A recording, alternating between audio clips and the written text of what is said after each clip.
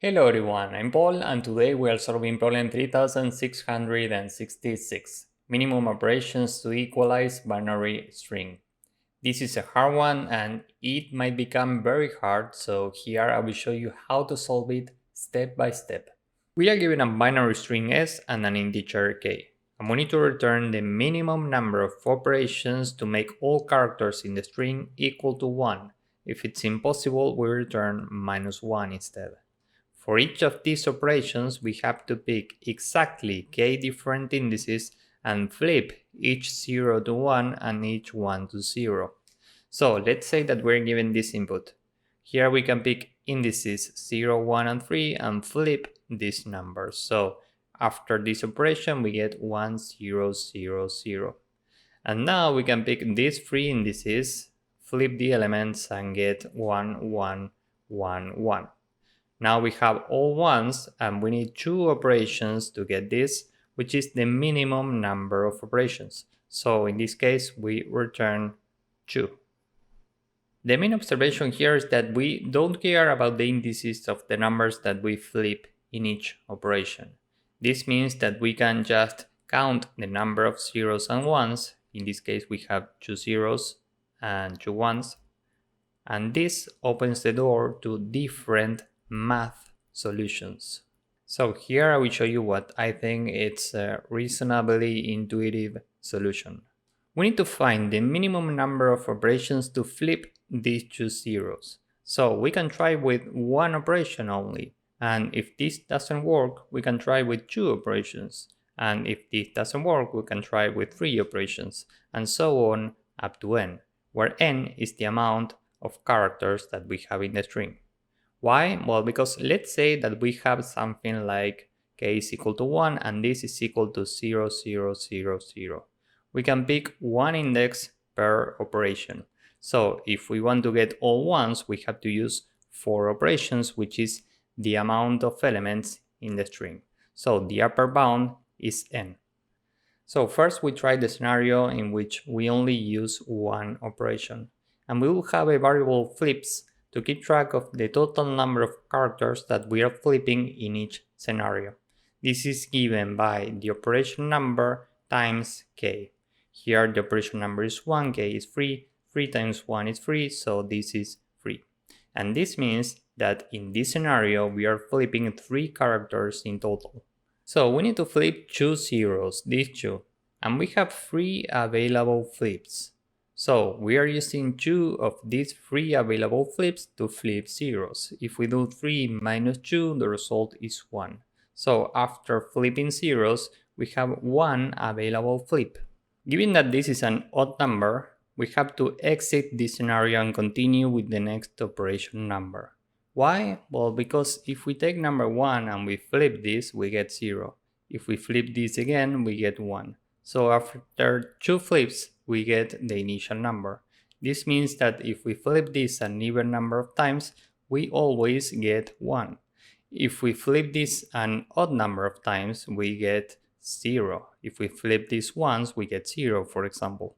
And the same happens with 0. If we flip this an even number of times, for example 2 times, 4 times, and so on, we get 0. If we flip this an odd number of times, for example once, we get a different number, 1. So we need 2 flips for the zeros that we need to flip. We need to flip these 2 zeros. If the remaining number is an odd number, this means that we will not preserve the distribution that we need here. So in this case, we need to exit this scenario and continue with the next operation number. We need this number to be even. Now we are with operation number 2, and the number of available flips is 2 times 3, meaning 6. We need to use at least 2 flips for these 2 zeros. So we do 6 minus 2, and the result is 4. So after using these 2 flips, we have 4 available.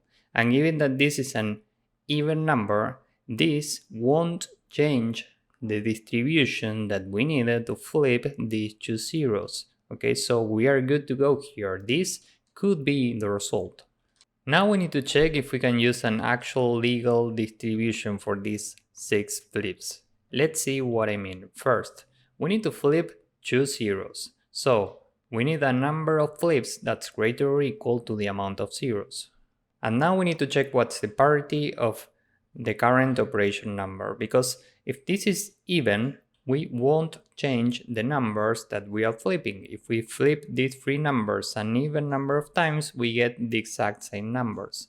So we need to use an even number of operations for ones to get ones again, and an odd number of operations for zeros, because we need to transform this into ones. Remember that we need to get all ones. So given that this is an even number, now we can flip these two zeros, the current amount of operations minus 1, meaning 1, and now this is an odd number, which means that we are actually changing these two zeros, and we are flipping these two ones, the current number of operations, because this is an even number, which is exactly what we want, because we don't want to change ones.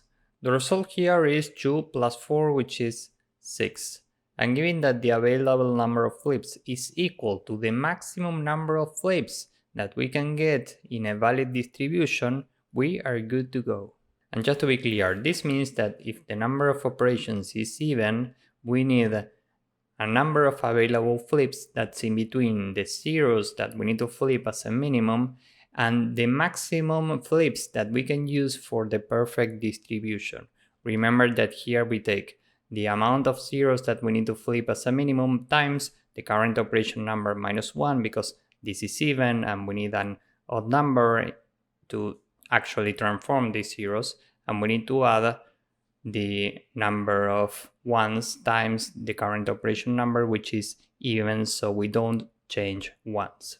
And if we have an odd number of operations, let's say that this is 3, which is an odd number, we can do something very similar. We know that the number of available flips has to be in between the minimum amount of zeros that we need to flip and the maximum flips that we can use in the perfect distribution in this case. Okay, remember that this is an odd number, so we take the current amount of zeros 2 times the current operation number, which is odd. In this case, we are actually changing these zeros to ones, which is exactly what we want.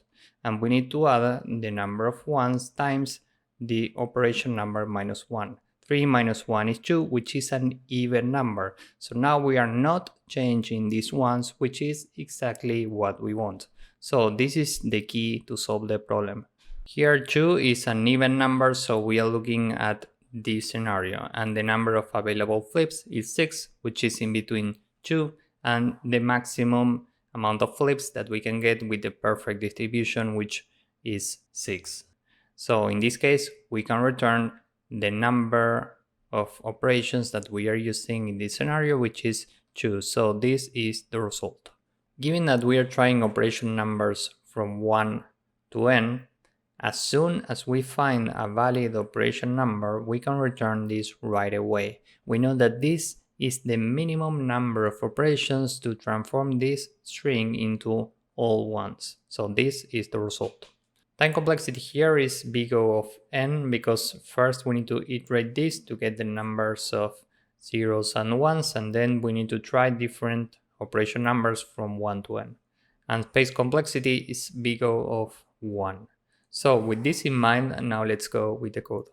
First, n is the length of the string, and we need to keep track of the amount of zeros and ones. These are initially 0 and 0. And now we can say for every character in the string, if the character is 0, we add 1 to the count of zeros, else we add 1 to the count of ones. And after this loop, we can say if the count of zeros is 0, we return 0 right away, because this means that we have all ones, which is exactly what we want. Else, if we are here, we can say for every number of operations in the range from 1 to n plus 1, this is non-inclusive and we need to include this number, so we add 1. Here we have an available number of flips, which is given by the number of operations times k, and we can check if after removing C from these flips, meaning if flips minus C. If this is an odd number, meaning if this modulo 2 is equal to 1, we can just continue because this will affect the distribution that we need in order to use this as the result. So we need to continue with the next number of operations.